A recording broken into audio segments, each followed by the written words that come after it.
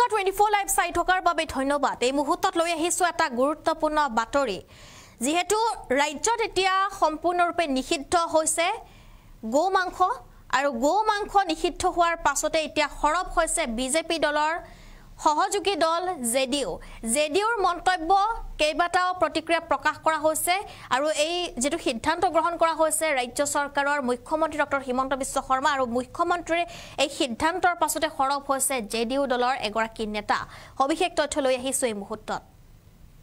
ৰাজ্যত বৰ্তমান তুলপাৰ লাগিছে এই বিশেষ ঘটনা সন্দৰ্ভত বিশেষ মাংস নিষিদ্ধ কৰাটো দুৰ্ভাগ্যজনক আখ্যা জেডিউৰ নেতাৰ। হিমন্ত বিশ্ব শৰ্মা চৰকাৰক শীঘ্ৰে এই সিদ্ধান্ত বাতিল কৰাৰ দাবী জনোৱা হৈছে আৰু এয়া ৰাজধৰ্মৰ বিৰুদ্ধাচৰণ বুলি মন্তব্য কৰিলে জেডিউৰ নেতাই। জেডিউৰ এগৰাকী নেতাৰ এয়া মন্তব্য। ৰাইজে কি খাব কি পিন্ধিব ইয়াৰ লগত চৰকাৰৰ কোনো সম্পৰ্ক নাই বুলি উল্লেখ কৰা হৈছে। জেডিউৰ ৰাষ্ট্ৰীয় প্ৰবক্তা ৰাজীৱ ৰঞ্জন প্ৰসাদৰ এয়া মন্তব্য আছিল বুলি জানিব পৰা গৈছে। এই মুহূৰ্তৰ এয়া এটা আটাইতকৈ বিশেষ খবৰ, কিয়নো যি সময়ত মুখ্যমন্ত্ৰী ডক্টৰ হিমন্ত বিশ্ব শৰ্মাই এটা বিশেষ পদক্ষেপ গ্ৰহণ কৰিছে সেই সময়তে বিজেপি দলৰ সহযোগী দল জেডিউৱে এনেদৰে এতিয়া জেডিউৰ এগৰাকী নেতাই এনেদৰে মন্তব্য কৰিছে আৰু এই যি সিদ্ধান্ত লোৱা হৈছে সেই সিদ্ধান্তক লৈ এতিয়া খৰব হৈছে জেডিউ দল। অসমত এবিধ মাংস নিষিদ্ধ কৰাক লৈ খৰব হৈছে বিজেপিৰ সহযোগী দল জেডিউ।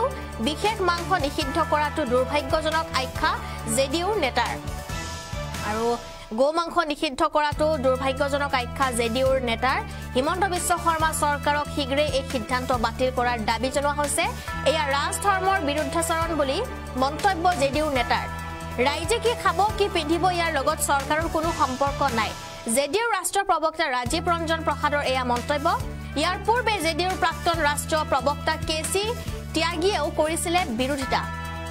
ভাৰতৰ সংবিধানে জনসাধাৰণৰ খোৱা ফুৰাৰ স্বাধীনতা দিছে বুলি মন্তব্য কৰিছিল কেচি ত্যাগীয়ে। অসমত গো মাংস নিষিদ্ধ কৰাক লৈ খৰব হৈছে এনেদৰে এইবাৰ বিজেপি দলৰ সহযোগী দল জেডিউ আৰু ইয়াৰ পূৰ্বে জেডিউৰ প্ৰাক্তন ৰাষ্ট্ৰীয় প্ৰবক্তা কেচি ত্যাগীয়েও কৰিছিলে এটা মন্তব্য, বিৰোধিতা কৰিছিলে।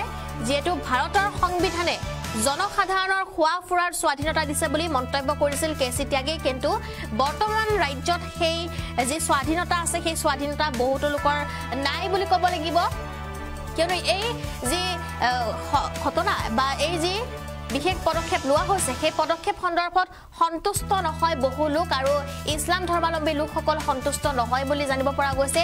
ইতিমধ্যে বিৰোধীয়ে মন্তব্য কৰিছে, অখিল গগৈ মন্তব্যই যেটো চৰ্চা লাভ কৰিছিলে যে আমি আহোম আমি গাহৰি খামেই আৰু যোনে যি খাই খাবলৈ দিয়ক আৰু খোৱা খাদ্যক লৈ ৰাজনীতি নচলিব বুলি বহুতো যেটো দল বিৰোধীয়ে এনেদৰে মন্তব্য কৰিছিলে আৰু অৱশেষত এবাৰ বিজেপি দলৰ সহযোগী দল জেডিউৰো এনেদৰে এগৰাকী নেতাৰ মন্তব্য এতিয়া তুলপাৰ লগাইছে সমগ্ৰ দেশতে।